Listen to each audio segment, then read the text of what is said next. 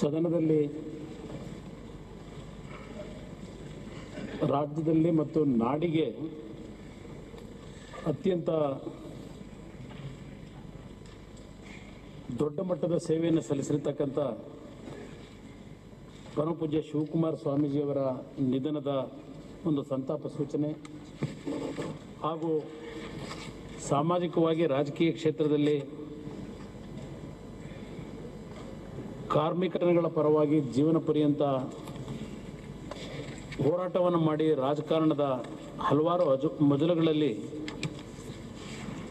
ಅತ್ಯಂತ ಯಶಸ್ವಿ ನಾಯಕರಾಗಿ ಹೊರಹೊಮ್ಮಿದ್ದಂಥ ಜಾರ್ಜ್ ಫರ್ನಾಂಡಿಸ್ ಅವರ ನಿಧನದ ಒಂದು ಸಂತಾಪ ಸೂಚನೆ ಹಾಗೂ ಚಿಕ್ಕೋಡಿ ಕ್ಷೇತ್ರದಲ್ಲಿ ಶಾಸಕರಾಗಿ ಕೆಲಸವನ್ನು ನಿರ್ವಹಣೆ ಮಾಡಿರ್ತಕ್ಕಂಥ ದತ್ತು ಯಲ್ಲಪ್ಪ ಅಕ್ಕಿಯಾಗೋಳವರ ಸಂತಾಪ ಸೂಚನೆ ಮತ್ತು ಸಾಲೇರಿ ಸಿದ್ದಪ್ಪ ಅವರ ಒಂದು ನಿಧನದ ಸಂತಾಪ ಸೂಚನೆಯ ಒಂದು ಮಂಡನೆಯನ್ನು ಇವತ್ತೇನು ತಾವು ಈ ಸದನದ ಮುಂದೆ ಇಟ್ಟಿದ್ದೀರಿ ಅಧ್ಯಕ್ಷರೇ. ಈ ಒಂದು ಸಂತಾಪ ಸೂಚಕ ನಿರ್ಣಯಕ್ಕೆ ನನ್ನ ಧ್ವನಿಯನ್ನು ಸೇರಿಸಿ ಇವತ್ತು ಪ್ರಮುಖವಾಗಿ ಪೂಜ್ಯ ಶಿವಕುಮಾರ ಮಹಾಸ್ವಾಮೀಜಿಯವರು ಸಿದ್ಧಗಂಗಾ ಮಠದ ಪೀಠಾಧ್ಯಕ್ಷರಾಗಿ ಸುಮಾರು 89 ವರ್ಷಗಳ ಕಾಲ ನಿರಂತರವಾದಂಥ ಪರಮಶ್ರೇಷ್ಠ ಸಂತರಾಗಿ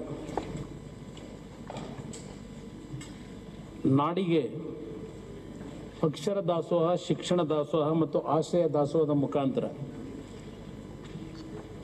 ಅವರು ಸಲ್ಲಿಸಿರ್ತಕ್ಕಂಥ ಸೇವೆ ಒಂದು ಧಾರ್ಮಿಕ ಕ್ಷೇತ್ರದಲ್ಲಿ, ಧಾರ್ಮಿಕ ಕ್ಷೇತ್ರ ಒಂದೇ ಅಲ್ಲ, ಶೈಕ್ಷಣಿಕ ಕ್ಷೇತ್ರ ಮತ್ತು ಸಾಮಾಜಿಕ ಕ್ಷೇತ್ರಗಳಲ್ಲಿ ವಿಶೇಷವಾಗಿ ಕೃಷಿಕ ಸಮಾಜಗಳ ಬಗ್ಗೆ ನಿರಂತರವಾದಂಥ ಒಂದು ಬದ್ಧತೆಯನ್ನು ಹೊಂದಿದ್ದಂಥ ಪರಮ ಪೂಜ್ಯರು ನಾಡಿನ ಹಲವಾರು ಕುಟುಂಬಗಳ ಬಡ ಕುಟುಂಬಗಳ ಮಕ್ಕಳಿಗೆ ಶಿಕ್ಷಣವನ್ನು ಕೊಡ್ತಕ್ಕಂಥದ್ರಲ್ಲಿ ಯಾವುದೇ ಒಂದು ಜಾತಿಗೆ ಸೀಮಿತವಾಗದೆ ಸಮಾಜದ ಎಲ್ಲ ವರ್ಗದ ಮಕ್ಕಳಿಗೆ ಉತ್ತಮವಾದಂಥ ಶಿಕ್ಷಣವನ್ನು ಕೊಡ್ತಕ್ಕಂಥದ್ರಲ್ಲಿ ನಮ್ಮ ಒಂದು ದೇಶಕ್ಕೆ ಮಾದರಿಯಾಗಿ ಈ ಒಂದು ಧಾರ್ಮಿಕ ಸಂಸ್ಥೆ ಅವರ ಒಂದು ನೇತೃತ್ವದಲ್ಲಿ ಅತ್ಯಂತ ಯಶಸ್ವಿಯಾಗಿ ಹಲವಾರು ಕುಟುಂಬಗಳ ಬದುಕಿಗೆ ದಾರಿದೀಪವಾಗಿ ಅವರು ಕೊಟ್ಟಿರ್ತಕ್ಕಂಥ ಸೇವೆ ಏನಿದೆ ಅದು ಬಹುಶಃ ಚಿರಸ್ಥಾಯಿಯಾಗಿ ನಿಲ್ತಕ್ಕಂಥ ಒಂದು ಸೇವೆ. ಅದು ಪರಮ ಪೂಜ್ಯರು ಅತ್ಯಂತ ಒಂದು ಸರಳತೆಯನ್ನು ನಾವೇನು ಕಾಣ್ತಾ ಇದ್ದು, ಯಾವುದೇ ರಾಜಕೀಯದ ಸೋಂಕಿಗೆ ಅವರನ್ನು ದೂಡ್ಕೊಳ್ಳದೆ ಯಾವುದೇ ವ್ಯಕ್ತಿಗಳು ಅವರ ಥರ ಅವರ ಆಶೀರ್ವಾದವನ್ನು ಪಡೀಲಿಕ್ಕೆ ಹೋದಾಗ ಅತ್ಯಂತ ನಿಷ್ಕಲ್ಮಶವಾದಂಥ ಒಂದು ಆಶೀರ್ವಾದಗಳನ್ನು ಮಾಡ್ತಾ ಇದ್ದಂಥ ಮತ್ತು ನಮಗೆ ಮಾರ್ಗದರ್ಶನ ಕೊಡ್ತಕ್ಕಂಥದ್ರಲ್ಲಿ ಹಲವಾರು ಸಂದರ್ಭಗಳಲ್ಲಿ ಒಂದು ಉತ್ತಮವಾದಂಥ ತಿಳುವಳಿಕೆಯನ್ನು ಮೂಡಿಸ್ತಕ್ಕಂಥದ್ರಲ್ಲಿ ನಮ್ಮೆಲ್ಲರ ಒಂದು ದಾರಿ ಒಂದು ಉತ್ತಮವಾದಂಥ ಮಾರ್ಗದಲ್ಲಿ ಹೋಗ್ತಕ್ಕಂಥ ನಿಟ್ಟಿನಲ್ಲಿ ಅವರು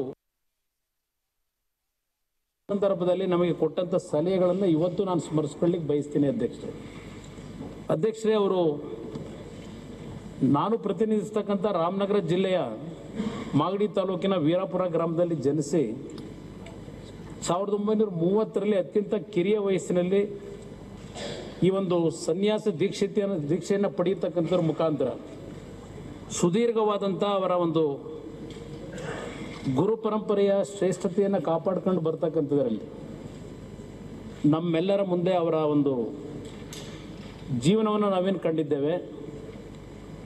ನನಗೆ ಒಂದು ಅತ್ಯಂತ ಜೀವನದಲ್ಲಿ ಒಂದು ಮಹತ್ವದಂಥ ಕ್ಷಣವನ್ನು ನಾನು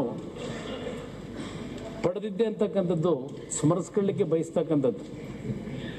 2006ರಲ್ಲಿ ನಾನು ಮುಖ್ಯಮಂತ್ರಿ ಇದ್ದಾಗ ಪರಮ ಪೂಜ್ಯರಿಗೆ ಅವತ್ತಿನ ಸರ್ಕಾರದಲ್ಲಿ ಕರ್ನಾಟಕ ರತ್ನ ಪ್ರಶಸ್ತಿಯನ್ನು ಕೊಡ್ತಕ್ಕಂಥ, ಗುರುತಿಸ್ತಕ್ಕಂಥ, ಗೌರವಿಸ್ತಕ್ಕಂಥ ಒಂದು ಸಣ್ಣ ಅವಕಾಶ ನನ್ನ ಪಾಲಿಗೆ ಬಂದಂಥದ್ದು ಯಾವುದೋ ಒಂದು ಪೂರ್ವಜನ್ಮದ ಪುಣ್ಯ ಅಂತಕ್ಕಂಥದ್ದು ನನ್ನ ಭಾವನೆ ಅಧ್ಯಕ್ಷರು. ಇವತ್ತು ಅವರು ಈ ಸಮಾಜಕ್ಕೆ ಕೊಟ್ಟಂಥ ಕೊಡುಗೆ ಏನಿದೆ ಇವತ್ತು ನಾವೆಲ್ಲರೂ ಸ್ಮರಿಸ್ಕೊಳ್ಳೇಬೇಕಾದಂಥ ಅವರ ಒಂದು ಸಮಾಜದ ಕೊಡುಗೆ ಏನಿದೆ, ಬಹುಶಃ ಅವರ ಒಂದು ಶಿವೈಕ್ಯರಾದಾಗ ಎಲ್ಲ ಪಕ್ಷದ ಮುಖಂಡರುಗಳು ಅವರ ಒಂದು ಅಂತಿಮವಾದಂಥ ದರ್ಶನವನ್ನು ಪಡಿಬೇಕಾದ್ರೆ ಯಾವುದೇ ರೀತಿಯ ರಾಗ ದ್ವೇಷಗಳಿಲ್ಲದೆ ಅವರ ಸಮ್ಮುಖದಲ್ಲಿ ನಾವೆಲ್ಲರೂ ನಡ್ಕೊಂಡಂಥ ಒಂದು ರೀತಿಗಳಿರ್ಬೋದು. ಬಹುಶಃ ಅವರ ಅಂತಿಮ ದರ್ಶನಕ್ಕೆ ಬಂದಂಥ ಅವರ ಭಕ್ತ ಜನಸಾಗರ ಅದೊಂದು ದಾಖಲೆ ಅಂತಕ್ಕಂಥದ್ದನ್ನು ನಾನು ಹೇಳಲಿಕ್ಕೆ ಬಯಸ್ತೇನೆ ಅಧ್ಯಕ್ಷರೇ.